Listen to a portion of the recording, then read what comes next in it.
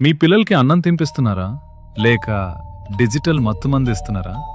ప్లేట్లో ఉన్నది అమృతమే కావచ్చు, కానీ వాళ్ళ కళ్ళు చూస్తున్నది ఫోన్ అనే విషయం.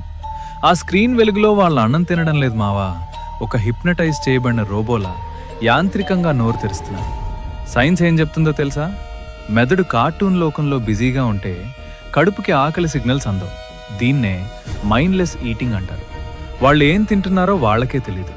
దీనివల్ల భవిష్యత్తులో ఒబేసిటీ, డయాబెటిస్ మరియు జీర్ణ సమస్యలు వాళ్ళ శరీరాన్ని తినేస్తాయి. అన్నిటికంటే బాధాకరమైన విషయం ఏంటంటే, ఫోన్ చూస్తూ తిన్న పిల్లాడికి కూర రుచి తెలీదు. అన్నిటికంటే ముఖ్యంగా అమ్మ చేతి స్పర్శ కూడా తెలీదు. మీరు వాళ్ళను మనుషులుగా పెంచట్లేదు, భావోద్వేగాలు లేని జోంబీలుగా మారుస్తున్నారు. ఆ స్క్రీన్ మీ బిడ్డను మీ నుంచి దూరం చేస్తోంది. 2 రోజులు ఏడ్చినా పర్లేదు, కానీ వాళ్ళ భవిష్యత్తుని నాశనం చేయకండి. అన్నం తినేటప్పుడు నో గ్యాడ్జెట్స్ రూల్ పెట్టండి.